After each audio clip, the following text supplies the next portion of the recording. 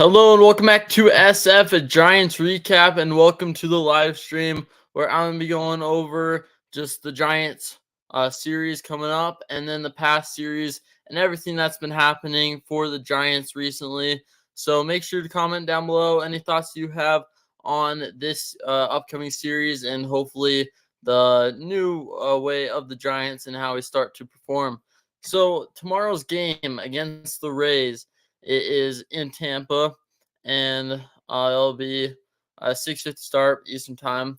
And Keaton Wynn will be on the mound. Keaton Wynn last time performed pretty decent against the Dodgers and then against the Padres as well. So let's hop into how his last start went over, because Keaton Wynn, we're gonna have to be counting on him to be that number 5 guy until either Alex Cobb can show up and is off the IL, or if Robbie Ray comes back later in the season towards the All-Star break, and how everything will play out there. But for this upcoming, the Rays haven't announced their pitcher, but there's no recent really experience on Keaton Wynn versus the Rays. So this will be kind of a toss up to see how he'll do. Hopefully he performs well. If that splitter's on, he's going to be nasty. We just have to count on that splitter to start showing up and to be the go-to pitch for him. Because if that's the go-to pitch, then that's going to be really lethal for him. And hopefully he can keep that going, because we're going to have to be counting on him to be our number 5 guy continuing into this season. So hopefully that he can keep that going. His fastball is looking good, just not as good as you would hope. Josh Dragon posted a comment. Hate to say it, but we're probably going to get swept or win one game against the Rays. They're dangerous. Yeah, the Rays are good, but I don't think that the way that we played yesterday, I don't know if we're going to get swept. I think that if we come out, we have Webb on the mound one day, Snell on the mound the other day. If Keaton Wynn can show up, those are 3 really good starting pitchers. And then our bullpen's been looking really good lately. And then our offense, it's risky, but it's a little bit up in the air. But I think that our offense, if it can perform like it did with Tyler Fitzgerald in the lineup, I don't know. Maybe we could surprise a few people and go and win this series. Not saying we're obviously going to sweep, or if we're going to guarantee go out there and win 2, but I think that we have a decent shot of, if we can get some good starts, solid starts out of our 3 guys who are all pretty good, including Logan Webb, who's been performing really well lately. Just erased that Dodgers start, and he's obviously doing really well. And then as we go into more of these games, Josh the Dragon, I find it weird that we scored 8 runs and 12 hits without Jung-Hoo Lee or Jorge Soler in the lineup. Yeah, I think Jung-Hoo Lee needed a rest. He hasn't been hitting great. He makes contact a lot, so he's obviously like not missing the ball, but he just hasn't had that power or getting great hits. I also think that when you give guys like Tyler Fitzgerald an opportunity to perform and prove himself to be in the lineup and why he should, he's going to take advantage of that.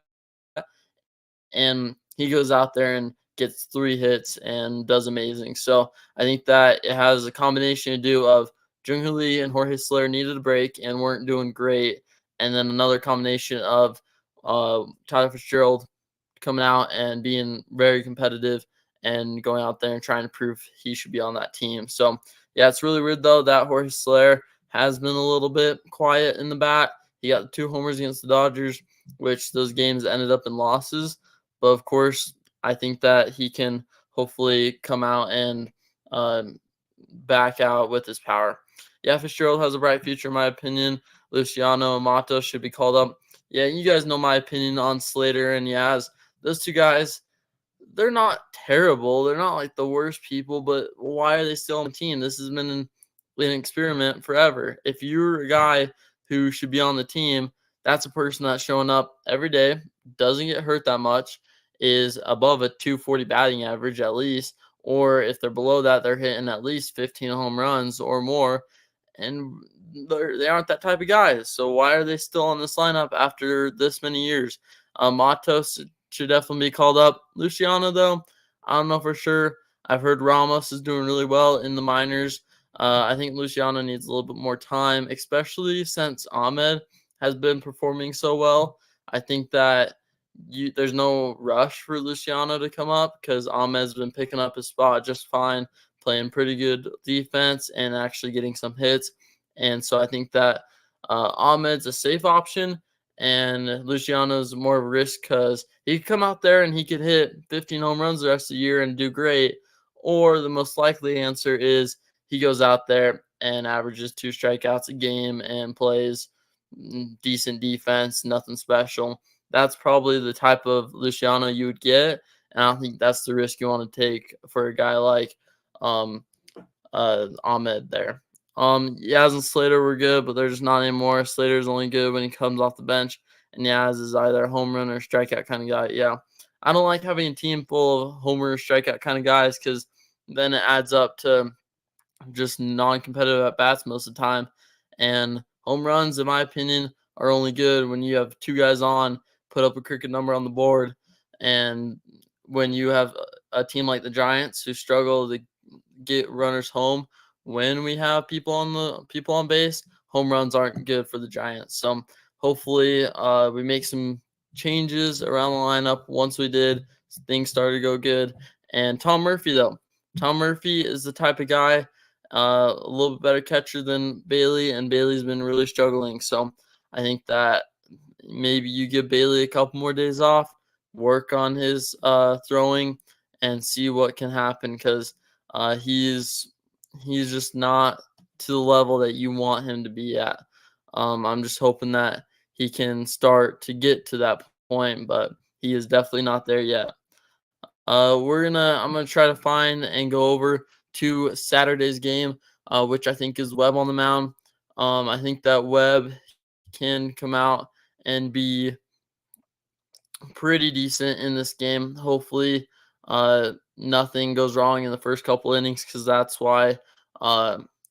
when he really gets injured or hurt and hit around.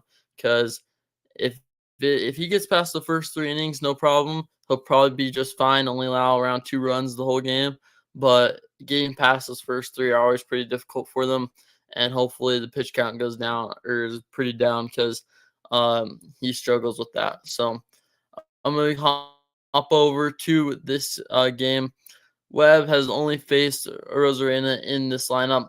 1 at bat, 500 OPS, 0 average, not really much to go off of there. But Webb, he needs to have everything working, especially the slider, locating his fastball, and not making mistakes.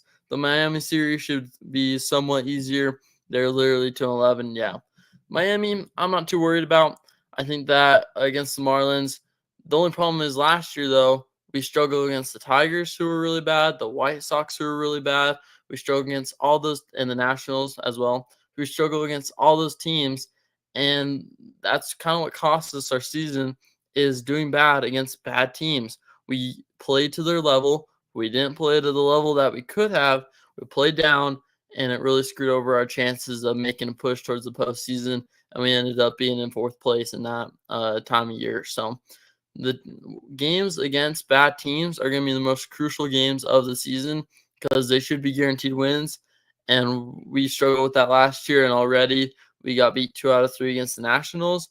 We have to start beating the bad teams and competing with the good teams. So that's, I think, the main point of this year is going to be going and doing well against the bad teams, the teams that, like the Marlins, that are 2-11. So I think that that'll be crucial to the success of if the Giants do well or not.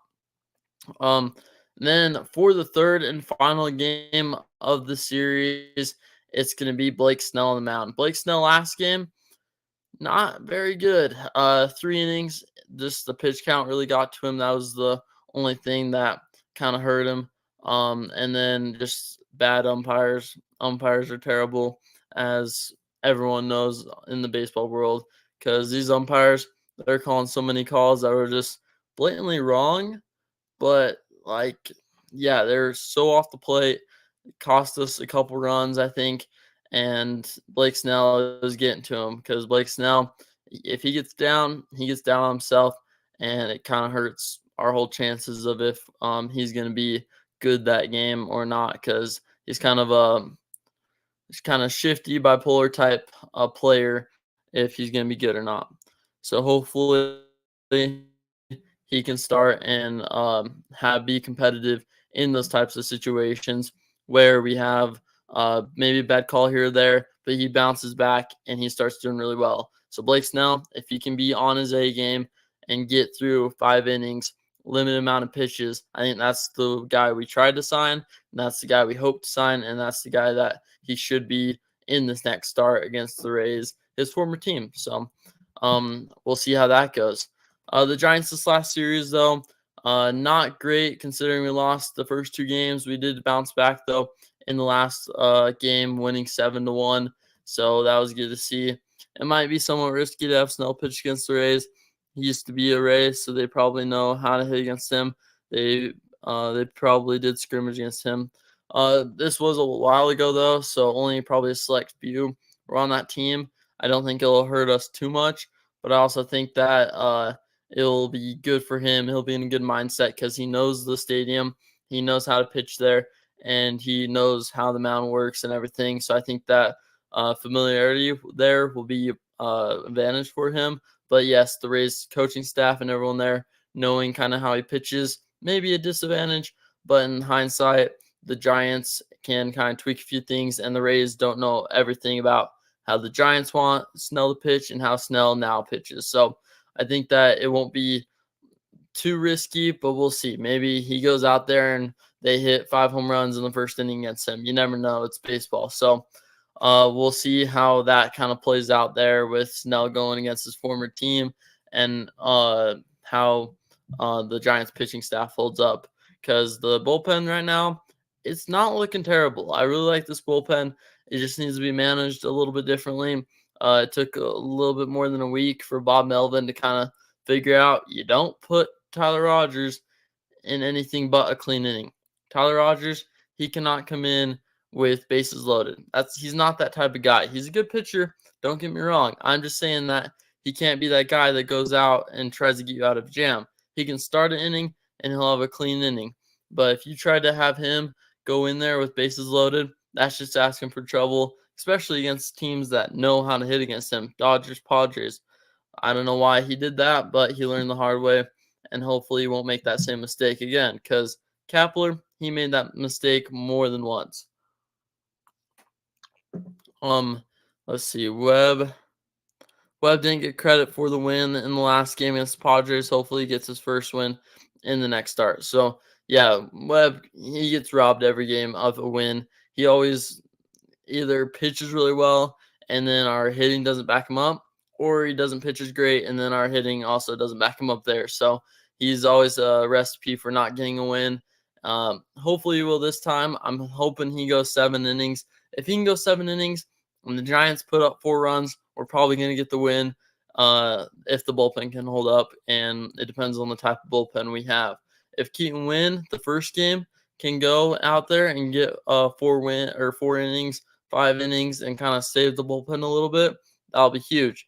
If Keaton Winn gets shelled in the first 2 innings and we have to use a lot of the bullpen, that's going to really hurt it for Webb's start if Webb is only able to go 5 or 6 innings when he usually can go 7 or even 8, depending on the tempo he has. Melvin has made a little weird moves, but no question they have been better than Kapler. Yeah, there have been a lot of great moves by Melvin. The sack bunt, though, he's used the sack bunt, and I really like it. Maybe use a little bit more sparsely, and hopefully get going. What time is the game tomorrow? I think tomorrow's game, if I was not mistaken, it was at I think 3:10 Pacific time. So I think that's tomorrow's start, and then the start before 3:50. What's the time right there? Yeah, that's the start for the game tomorrow when the Giants face off against the Rays at Tampa Bay, and hopefully we can get the win. So that'll probably do it for today's live stream. I just want to go 15 minutes, go over kind of how everything's playing out, talk about everything we need to know, especially the rotation with Keaton Winn, Logan Webb, and Blake Snell, and see how those 3 can hopefully play out in our favor, and the offense can now start going. So, yeah, thank you for tuning in, and I'll see you next time for a new SF Giants recap video.